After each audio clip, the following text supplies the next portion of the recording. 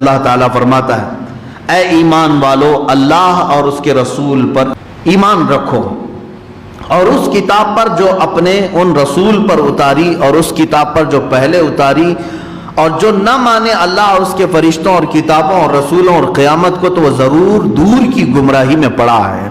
ان الذین آمنوا ثم کفروا ثم آمنوا ثم کفروا ثم ازدادوا کفرا لم یکن اللہ لیغفر لهم ولا لیہدیہم سبیلا، بے شک وہ لوگ جو ایمان لائے پھر کافر ہوئے، پھر ایمان لائے پھر کافر ہوئے اور پھر کفر میں بڑھے، اللہ ہرگز نہ انہیں بخشے نہ انہیں سیدھا راستہ دکھائے گا۔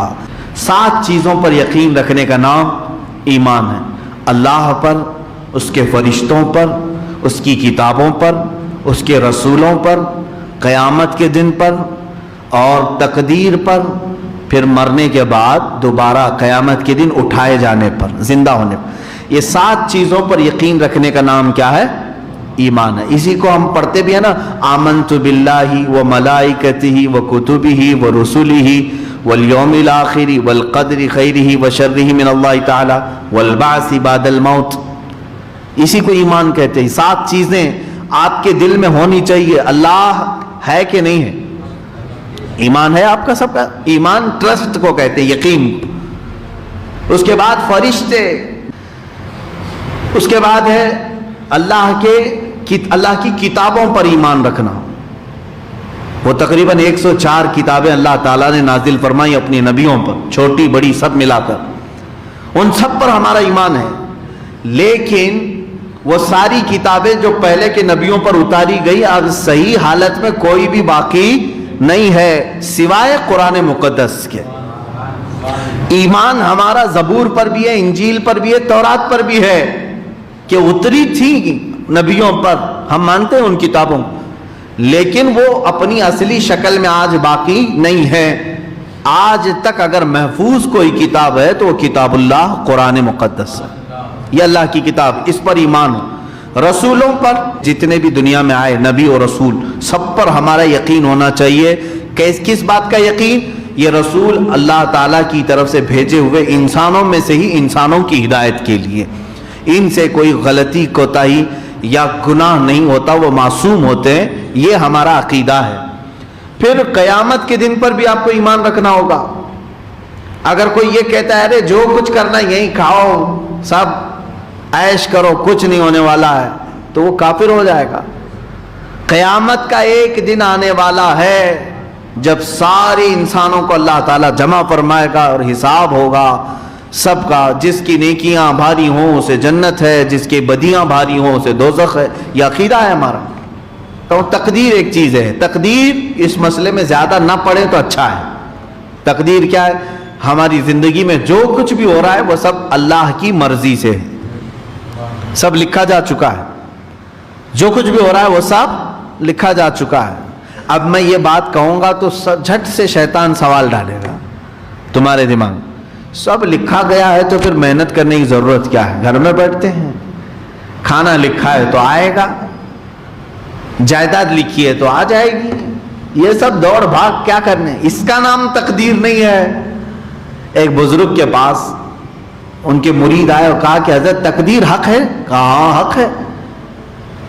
انہوں نے فرمایا میرا بھائی بیمار ہے، میں سوچ رہا ہوں اب اس کو کسی ڈاکٹر کے پاس نہ لے جاؤں، تقدیر میں اگر لکھا ہے مرنا تو مرے گا گھر میں ہی، اس کا علاج کیوں کراؤں؟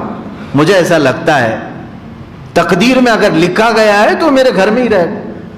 اس بزرگ نے اس کا بہترین جواب فرمایا، میاں یہ کیوں نہیں سوچتا کہ اللہ نے یہ بھی تقدیر میں لکھا ہوگا کہ تو ڈاکٹر کے پاس لے کر جائے گا تو شفا ملے گی، یہ بھی تو لکھا ہوگا اللہ تعالیٰ، تو لے جا، تقدیر کے حساب سے ہی ہوگا۔ یہ میرے عزیزو، تقدیر کی بحثوں میں نہ پڑھنا مسلمان کے لیے بہتر ہے، شیطان گمراہ کر دیتا ہے۔ یہاں پر بہت سارے فرقے بنے ہیں، معتزلہ، مرجیہ، قدریہ، جبریہ، یہ تقدیر کے بارے میں بحث کر کر کے فرقے بنے ہیں۔ ایک فرقہ کہتا ہے کہ ہم مجبور ہیں، کچھ نہیں کر سکتے، سب اللہ لکھ چکا ہے، سب اللہ لکھ چکا ہے، ہم مجبور ہیں، کچھ نہیں کر سکتے۔ اور ایک فرقہ کہتا ہے کہ نہیں، ہم ہی مالک و مختار ہیں، اللہ کچھ نہیں کرتا، ہم جو کرتے ہیں وہی اللہ مانتا ہے۔ دونوں بھی گمراہ ہیں۔ اہل سنت و جماعت کا کیا عقیدہ ہے؟ ہم نہ مجبور ہیں اور نہ ہم اپنے افعال کے خالق ہیں، یعنی ہم خود ہی خالق ہیں اللہ کے چاہے بغیر، ایسا نہیں۔ دیکھو درمیانی راستہ یہ ہے تقدیر کے متعلق، ہم جو کچھ بھی کرنے والے تھے دنیا میں اللہ نے اپنے علم سے وہ پہلے ہی لکھ دیا ہے۔ ہم جو کرنے والے تھے وہ اللہ نے پہلے سے لکھ دیا ہے اور وہ اپنے علم سے لکھا ہے۔ اب یہاں ہم جو کر رہے ہیں دنیا میں وہ تقدیر میں جو لکھا ہے اس کی مجبوری میں نہیں کر رہے۔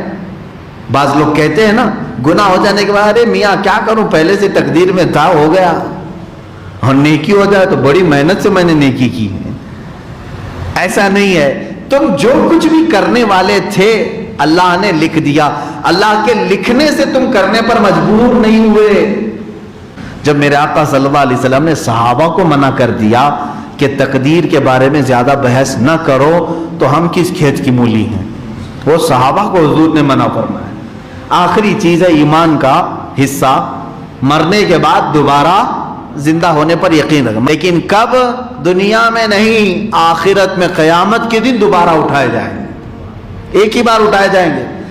ایک بات یاد رکھ لو، ایک ہی بار مرو گے، ایک ہی بار اٹھائے جاؤ گے، پھر دوبارہ آپ مرنا بھی نہیں ہے کبھی۔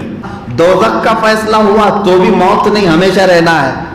جنت کا فیصلہ ہوا تو بھی ہمیشہ رہنا ہے، موت نہیں۔ موت ایک ہی بار دنیا میں آئے تو مرنے کے بعد دوبارہ زندہ ہونے پر یقین رکھنا بھی ایمان کی علامت ہے، ایمان کا حصہ ہے۔ بہت ساری قومیں اس بات کو نہیں مانتی، مرنے کے بعد سب ختم ہو جاتا ہے، کچھ نہیں ہوتا۔ اس کی تردید میں قرآن میں کئی آیتیں آئی۔ اللہ نے فرمایا تم پیدا کیسے ہو کر کیا ہے؟ تم کو اللہ تعالیٰ نے پانی کے ایک قطرے سے پورا جسم بنایا، تمہاری جلی ہوئی راکھ سے کیا وہ دوبارہ نہیں اٹھایا؟ وہ قادر مطلق ہے۔ ایک بوند قطرے سے جب پورا ڈھانچہ تیار کر سکتا ہے وہ مولا، تو ایک زندہ انسان جو مر گیا اسے دوبارہ اٹھانا اس کے لیے عجب بات نہیں ہے۔ دوبارہ زندہ ہوں گے تم۔ تو اب یہ ایمان کے 7 حصوں کی جس نے بھی ایک بھی انکار کیا وہ اسلام سے خارج ہو گیا۔ پھر سے میں گناؤں، اللہ پر یقین رکھنا، اس کے فرشتوں پر یقین رکھنا، اس کی کتابوں پر، اس کے رسولوں پر، قیامت کے دن پر، تقدیر پر، مرنے کے بعد دوبارہ زندہ ہونے پر۔ میرے عزیزو، اگر مسلمانوں کو یہ 7 چیزیں یاد نہیں ہیں تو میں کہتا ہوں یاد کر لو۔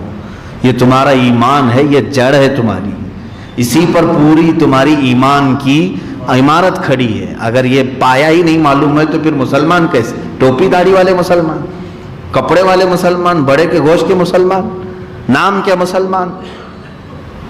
آپ کو جب اپنی عقائد کی جڑ ہی نہیں معلوم تو پھر کیا ہے؟ نام رکھنے کا نام مسلمان نہیں ہے۔ اسلام ایک پریکٹیکلی ریلیجن ہے، عمل کا نام ہے، یہاں پر عقیدے کا نام۔ بہرحال آیت میں اللہ تعالیٰ نے یہی فرمایا، بے شک وہ لوگ جو ایمان لائے پھر کفر کیے، پھر ایمان لائے پھر کافر ہوئے، اللہ تعالیٰ فرماتا ہے ایسے لوگوں کو اللہ ہدایت نہیں دے گا۔ لم یکن اللہ لیغفر لہم، اللہ ان کی بخشش بھی نہیں فرمائے گا اور ان کو ہدایت بھی نہیں دے گا۔